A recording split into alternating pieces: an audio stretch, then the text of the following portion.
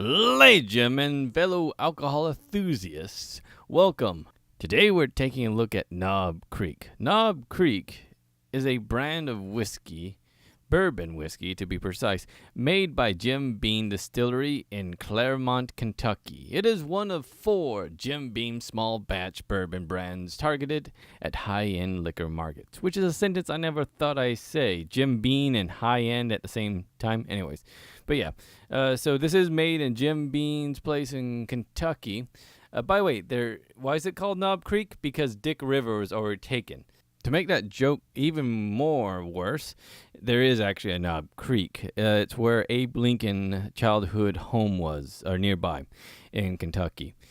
Why do they call it that? Well, because it sounds patriotic, maybe, or Kentucky-ish. Anyways, introduced in 1992, Knob Creek is part of Jim Beam's small batch bourbon collection, alongside Bales, Hydron, Booker, and Baker's. I've never tried either of those. Maybe I should. The Kentucky Straight Bourbon is bottled at 100 proof. It had an age statement of 9 years, but as late as 2016, the age statement has been removed. The goal of the brand is to achieve a flavor profile of 9 years, using old and younger bourbons in its composition. So no longer do they age it for 9 years, they just mix it with various years. So now, just to clarify, bourbon is a type of American whiskey, a barrel-aged distilled spirit made primarily from corn, 51% or more. The name derives from the French Bourbon dynasty, although the precise inspiration for the whiskey's name is unsettled.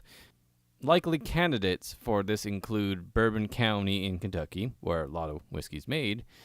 Then again, that might have been after the fact that the name. Anyways, or of course, Bourbon Street in New Orleans, where beads equals boobs. So, bourbon has been distilled since the 18th century. The use of the term bourbon for the whiskey has been traced back to the 1820s, and the term began to be used consistently in Kentucky in the 1870s. While bourbon may be made anywhere in the United States, it is strongly associated with the American South, and with Kentucky in particular. So yeah, to clarify, that means this guy here, this Knob Creek, is made with at least 51% or more of corn as its main product. The other one I can't find what it's made out of other than, I couldn't really find anything that says what this is made out of. I mean, even their own website just talks about the spirit of the South and other marketing nonsense. Again, it's called Knob Creek, while it's just loosely Knob Creek is in Kentucky and Jim Beam is made in Kentucky, so there's a connection there. But mainly, Abraham Lincoln's birthplace, childhood home is all that's really connected here. Again, it's just a marketing ploy. We need something that sounds Kentuckian. How about Knob Creek? Cool. Let's go with it. What about all the dick jokes? Fuck it. Just go with it. Yeah. You hear the music? Beautiful disaster. Ooh, anyways.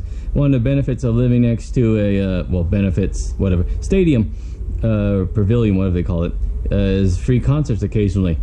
So that's 311, and I think the Offspring are coming on later on. So anyways, on to the actual shot for this week. Knob Creek, as you can see here, hopefully in focus. There we go. So, Knob Creek. So I had to drink it in a scientific satellite because, what's more scientific than Knob Creek, right? Anyways, one thing they didn't mention is it is in like a wax thing, and I don't know what the benefit of that is, but it just breaks right there. So yeah, this used to be aged for 9 years, but now it's kind of a blend of various aged versions. Also, this is a pretty small shot glass, so don't think it's all going to fit. That's what she said.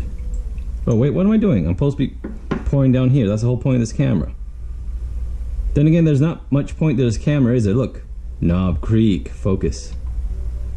There you go. Anyways, because it's whiskey. You know how whiskey pours. It's more for the liqueurs that actually have different consistencies. This, you know what it pours like. It's whiskey. It's 100 proof whiskey, so I'm not looking forward to this. Now, I thought it's bourbon. Not my favorite of whiskeys. But again, I'm all for trying new things. Again, beautiful disaster.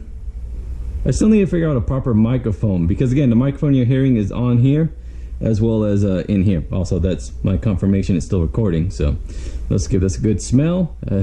Whiskey's gonna be my bet. Interesting. Anyways, it's okay. It smells like bourbon.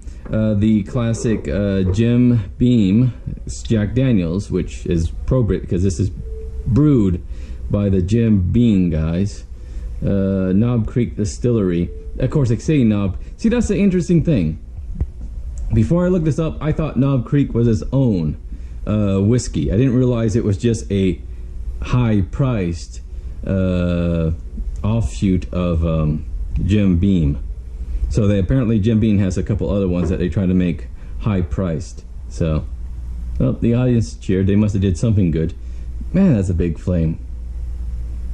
Oh well, as long as it didn't burn down the house. So, here's to free concerts when you want them, sometimes when you don't.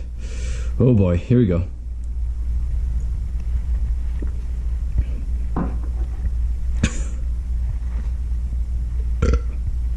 Okay.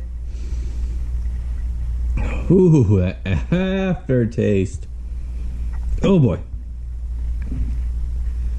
Okay. It went down smooth, as you clearly saw. No. Initial taste good. There's a slow warmth build up in my cheeks. Kind of slow warmth there. And I feel, ooh, that is moving slow. I feel it moving down my chest like molasses, the warmth. But the taste isn't too bad initially. The aftertaste was god awful. But as for the actual taste and stuff, again, take that with a grain of salt. I'm not a bourbon guy. So it tastes like bourbon. So if you like bourbon, the aftertaste fine.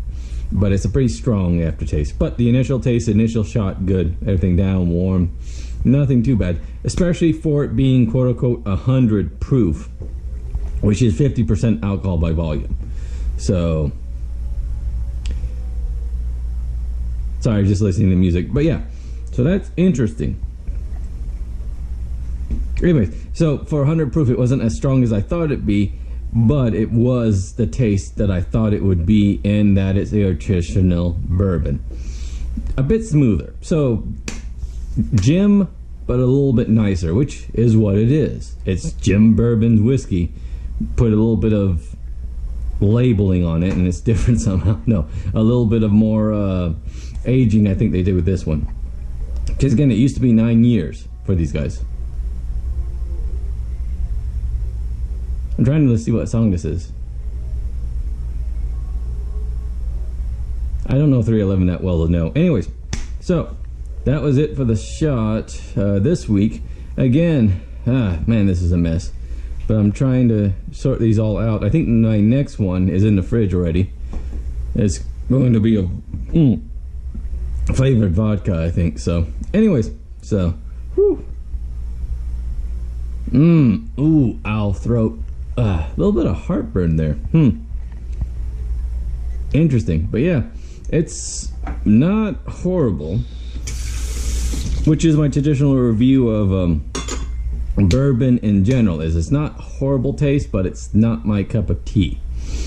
Mix that with your traditional Coke or anything usual, you'll be fine. They talk about subtle caramel taste and blah blah blah. It tastes like whiskey. Bourbon whiskey is a bit smoother. The warmth is a bit slower to be felt. The aftertaste isn't as smooth, but it's bourbon. There's no fancy caramel, blah blah blah blah blah blah, whatever marketing, but it is just straight up bourbon whiskey, which is good because again, it's 100 proof, so it's 10. So instead of 40%, which is Jim traditionally, that's 50%. So instead of 80, it's 100. But it still goes down as smooth, if not smoother, than Jim to me. So again, that's a good thing. If you like bourbon, is that this is stronger, goes down smoother. It's also more expensive, But again, it comes with the territory, I guess. So yeah, there you go. I'm just not a fan of it because I'm not a fan of bourbon. But if you are, it's smoother for a nice. It's a nice smoothness for the alcohol content it has. So, anyways, okay. Well, all that aside, I guess I'll end this video here. I guess I'm calling it Otaku Takes a Shot. That or punk shots. I think J&K suggested. Anyways. I'll see you next week. Let me know what you think about this. Otherwise, thanks again for watching. See you next time.